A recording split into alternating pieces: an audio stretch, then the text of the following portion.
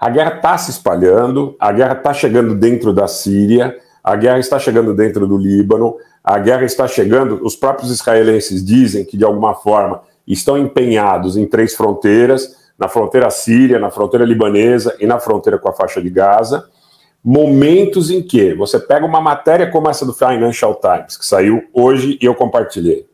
O Financial Times está dizendo o seguinte, que Israel pretende estabelecer uma espécie de zona tampão na zona norte de Gaza, na faixa de Gaza, na região norte, onde está a cidade de Gaza, que é o maior conglomerado urbano ali, dentro de uma faixa que tem uma densidade demográfica enorme.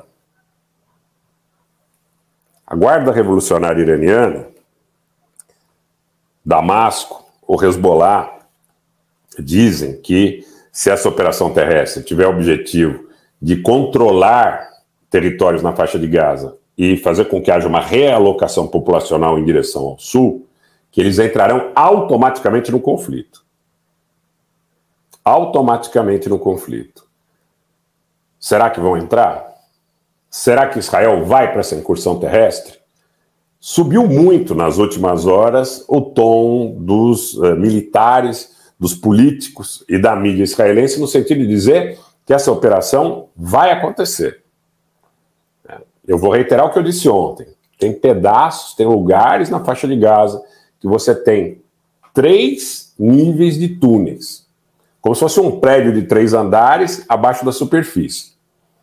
Então, diferente de 2014, por exemplo, me parece que em 2014, quando Israel fez uma incursão terrestre à faixa, perdeu 66 soldados e algo como 1.200 palestinos morreram. Se eu estiver enganado com esses números, mais para frente eu reparo, mas me parece que foi alguma coisa nesse sentido.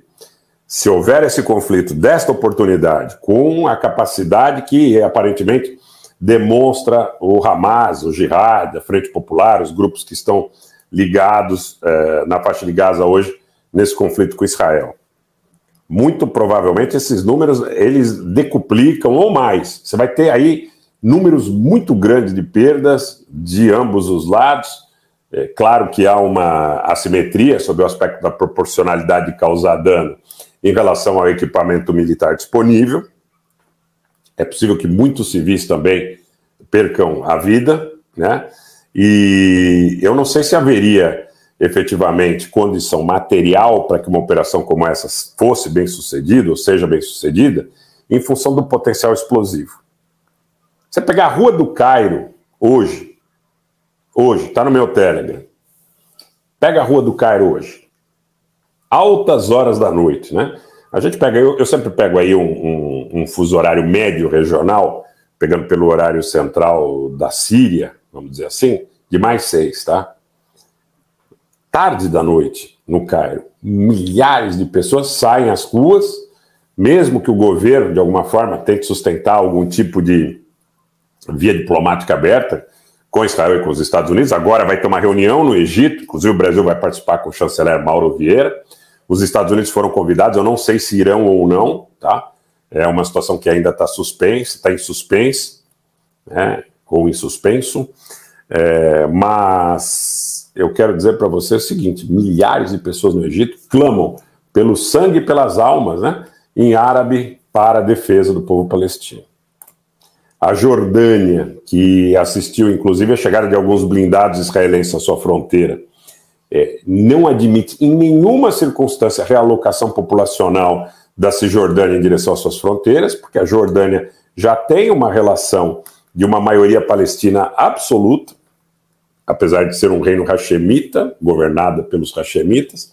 A Jordânia já tem uma disparidade proporcional de população palestina gigantesca.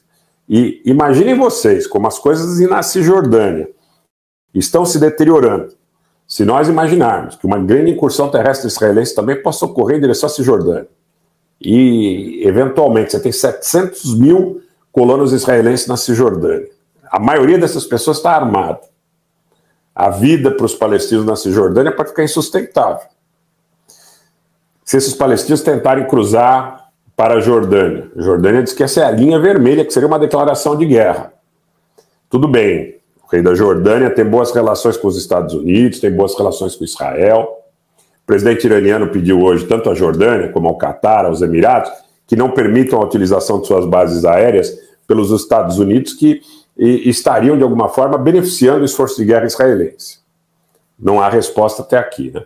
Vocês viram no primeiro momento aquela fala e eu alertei que era muito complicado, tá?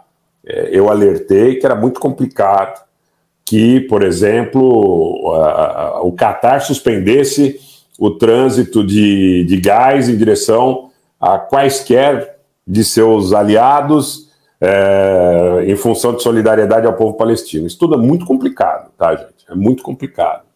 Mas o que você vai percebendo, como eu tenho colocado desde a última segunda-feira, é que os conflitos eles se espalham geograficamente. Esse ataque é uma embarcação dos Estados Unidos na costa do Iêmen, admitindo que tenha sido um ataque efetivo contra embarcações dos Estados Unidos. É mais um passo no acirramento. O acirramento nas fronteiras sírias, dentro da Síria, seja com terroristas, seja com ataques contra bases dos Estados Unidos, seja com ataques da aviação israelense contra objetivos iranianos, vai mostrando dia após dia que a situação tende a se deteriorar. A própria Jordânia, hoje em nota oficial, diz que a situação não tende a se normalizar no curto prazo.